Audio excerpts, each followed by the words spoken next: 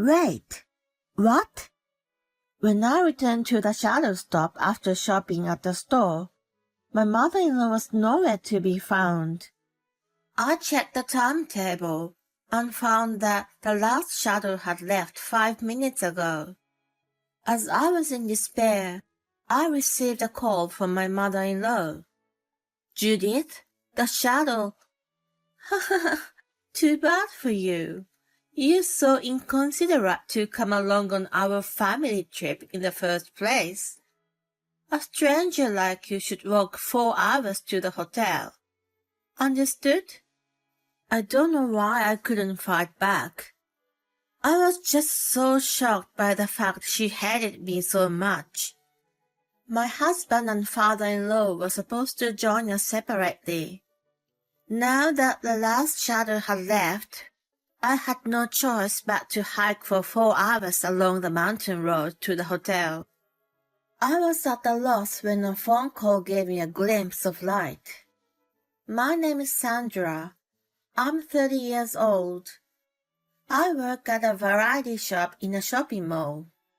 My husband Calvin and I have been married for almost a year. Since we had dated for 3 years and had lived together for 1 year before our marriage, it has been an ordinary couple's life with no major changes. My work has been going well, and I've been promoted to manager since the beginning of this year. The number of regular customers has increased, and some of them even come to the store specifically to chat with me. From the outside, one might say that my life is smooth sailing. However, I have one headache. It's the relationship with my mother-in-law Judith. She's been horrible from the first time I met her. When I visited my in-laws upon our engagement, she looked at me and said, "You can't be the fiancé. Are you kidding me?" Her outrageous comment left my father-in-law and Kevin with their mouths hanging open. They were so shocked that their minds went totally blank. Kevin, who had come to his senses, hastily spoke up to her. "Mom, what the heck is wrong with you?" "Oh, no, sweetheart. I didn't mean anything bad. It's just that I had expected you to choose a prettier and classier girl." "Why are you being so rude? Sandra is the most wonderful woman to me." "But, if it was up to me, I'd have picked someone more suitable for you." "That's enough. I don't want to hear about it anymore. If you keep insulting her, I'll never speak to you again." His statement made her instantly turn pale. She seemed to never have thought that he was going to defend me that much. She frantically apologized to him. "I'm sorry, Calvin. I don't mean to hurt you. I just want you to be happy." "My happiness is my decision. You don't get to decide what makes me happy." "It's my bad. Don't be so mad at me. I didn't mean to upset you." "Then promise me you'll never say anything bad about Sandra ever again." "Of course, I promise I won't." She clearly agreed in front of all of us on that day. That was why I decided to let it go and move on. I hoped that we will be able to build a good relationship in the future. Unfortunately, that was not the case. Her promise was only to smooth things out with Kevin at the time. One day, about 2 months after our marriage, I suddenly received a call from her. Kevin and I didn't have a wedding, so I hadn't seen or spoken to her since that day. I hoped she wouldn't say anything strange again, and anxiously answered the phone. "Yes, hello?" Immediately she let out a loud sigh and accused me of something. "Sandra, I hear you've been carried away." "Excuse me?" "Kevin told me you're forcing him to do the housework for whatever reason." I don't mean to impose on him. Maybe not. He also defended you and said you both work, so you share the housework. But you know what? Housework is supposed to be a woman's responsibility. I stifled the urge to ask her which ear she was stuck in, and just went along with her. Taking advantage of the fact that I didn't talk back, she threw harsh words at me one after another. He's a sweet guy, so he accepts whatever is thrown at him without saying a word. If you take advantage of him, he will surely grow tired of you someday. I'm not quite sure what you're talking about. I think only he understands how he feels. How dare you? I'm his mother. Of course I know him better than anyone else. But he's never said anything like that to me. Shut up. Don't you ever talk over me. That's why people with lousy upbringing are. The memory of the day I met her came back to me, and my blood rushed to my head with great force. I barely restrained myself and continued talking calmly.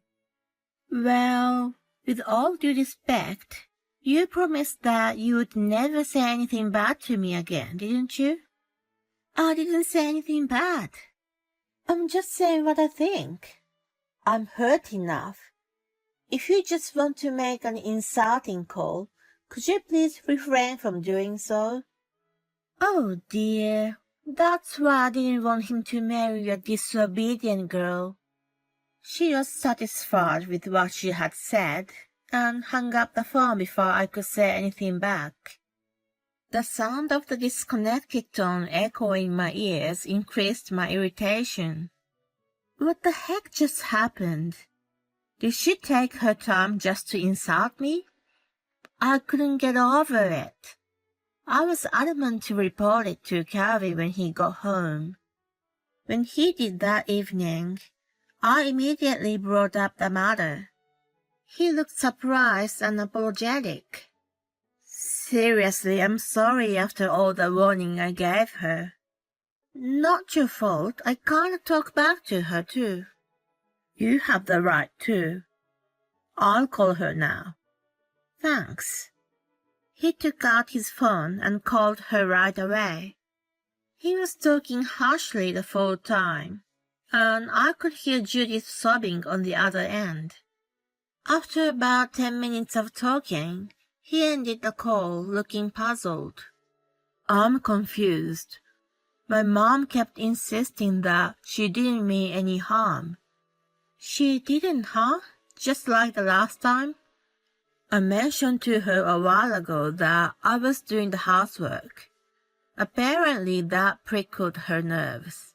That's what she said to me too, but... Don't worry. I'll clear up the misunderstanding once again. I told her that it is our intention to share the chores, and that you are not forcing me to do it. She said she understood. I hope so. What concerned me was her excuse that she had no bad intentions. It bothered me a lot. After that, she stopped calling me, and we only occasionally visited my in-laws. Although she didn't blatantly pick on me, she tried to intimidate me by giving me a cold shoulder, bumping into me on purpose and so on.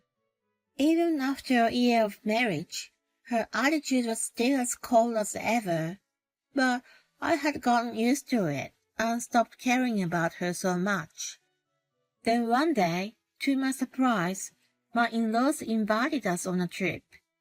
Apparently, my father-in-law Dan had always wanted to go on a family vacation, but because of the relationship between Judith and me, he wasn't able to suggest it before. Since I had been paying much less attention to her, he interpreted it as a sign that we had been on the mend. He suggested that 4 of us go on a trip to a lakeside. Of course, Calvin readily agreed, but asked what I wanted to do. I had no reason to decline the invitation. I didn't know what Judith thought about it, but I thought it might have been a good opportunity for us to get to know each other better.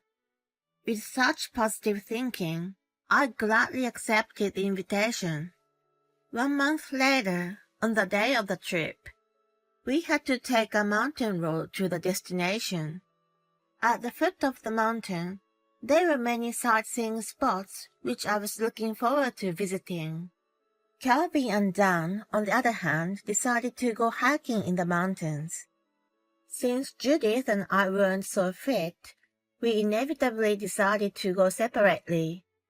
Calvin asked me if I would be okay, but I didn't suspect she would do anything to me during the trip. I assured him that I would be okay, and we parted with a smile. As I thought, Judith never harassed me after we became alone. Sandra, look at this glasswork. Isn't it so beautiful? These pastries look delicious. Let's buy some for later. I read that this variety store is famous.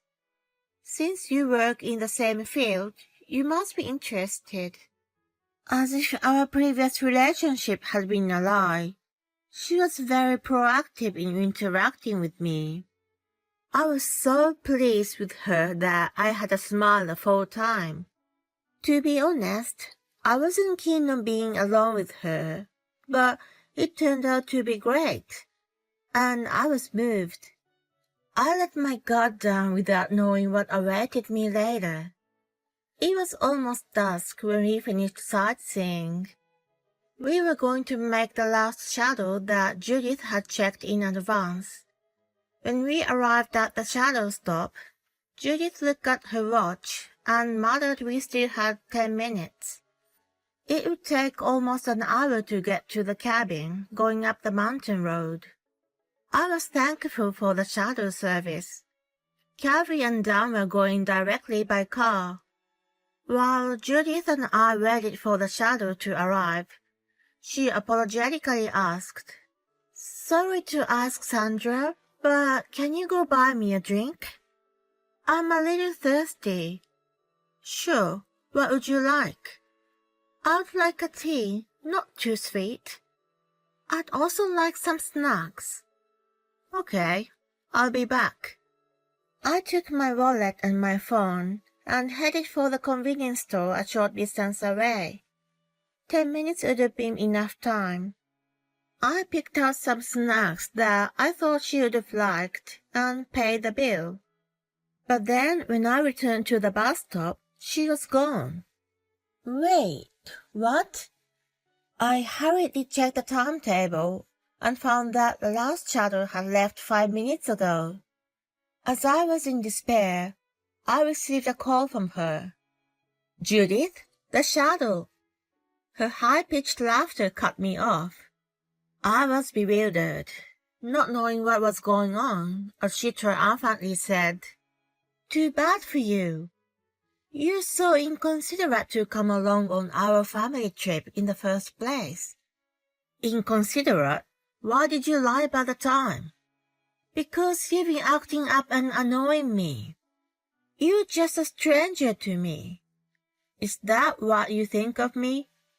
A stranger like you should walk 4 hours to the cabin. Understood?" I don't know why I couldn't fight back. I was just so shocked by the fact that she hated me so much. At that moment, I felt sadness and an inexpressible anger welled up inside me. How dare she? What did I do to deserve this? Fine, I'll make it to the cabin by foot. I started to walk along the mountain path with determination. As I mentioned earlier, I wasn't so fit. I'm not good at running, let alone hiking. It was extremely difficult to walk uphill for 4 hours. About an hour into the walk, my knees started to buckle. Just when I was about to give up, I received a call from Calvin. "Hey, hon, Dad and I finished hiking early. If you haven't arrived at the cabin yet, we'll pick you up." Or are you already there? I tried calling Mom, but she didn't pick up. I left her a message. Help me. Honey? Help me, please come and get me. I found myself in tears and screaming. The sun had already set, and there was only the mountain road ahead of me. My mental state had already reached its limit. I told him that Judith had left me at the shadow stop, and that I was on my way on foot alone. He said he was coming right away and hung up. My phone rang again right after, and it was from Judith.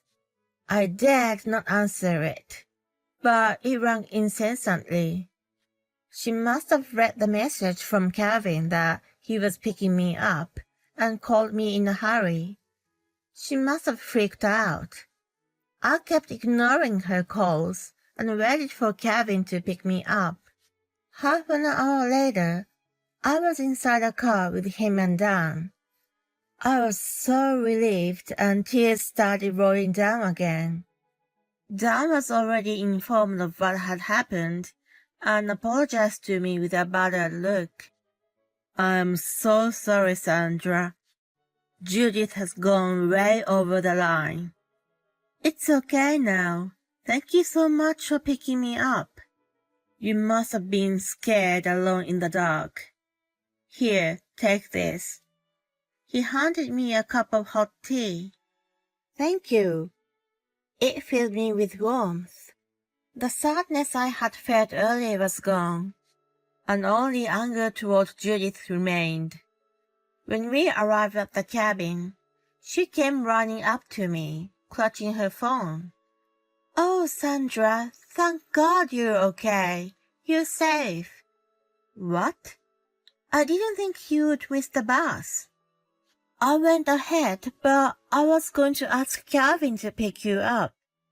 Apparently, she wanted to treat the incident as an accident, not intentional. I missed the bus by chance.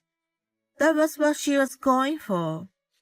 Unfortunately for her, I had already told the others everything.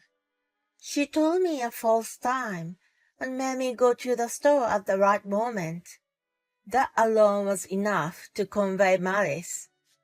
Calvin and Dan headed straight for the main building without getting their luggage out. Where are you guys going? When Judith asked, Dan replied coldly, We're leaving. I'll pay for this place, so don't you ever return to my house. Wait, stop him, Calvin. Calvin glared at her, who trembled with fear. We know you did it on purpose. I trusted you, but it was all a lie, wasn't it? Sweetheart, that's not true. It's all a misunderstanding. What did I misunderstand? You lied about the time and left Sandra behind. That's what you did, right? Always pretending it wasn't your fault. It was always you. I'm deeply disappointed. Oh, Calvin, I'm sorry. Forgive me. I'm not the one you should be apologizing to. I have no intention of forgiving you anyway. The father and son turned their backs to her and walked away. Then she grabbed my arm with a pleading look. She was probably trying to get me to forgive her and get on the good side with them. I shook off her hand and said firmly, Please don't touch me. I don't have the slightest intention of forgiving you. But why? I'm genuinely trying to apologize. Do you really think your apology is credible now? I will never forget what you have done to me, and I will never forgive you. I will never think of you as mother-in-law. Please never try to get in touch with me. Goodbye now. Wait a minute, Sandra. Hey. I went to join the others, leaving her sobbing. Afterward, I heard she tried to follow us home, but it was already dark, and she gave up the idea. When she returned first thing in the morning, Dan had already packed her belongings and declared divorce to her. She contacted Calvin to apologize, but of course he refused. He has no intention of seeing her again. She has been cut off from her family, who have been together for many years. I wonder how she will live on her own from now on. She will probably have to face the harsh reality, but it doesn't matter to me anymore. That day, she had already ceased to exist in my mind. I can only thank Calvin and Dan for believing my words and helping me. From now on, I am going to build an even better relationship with my real, trustworthy family.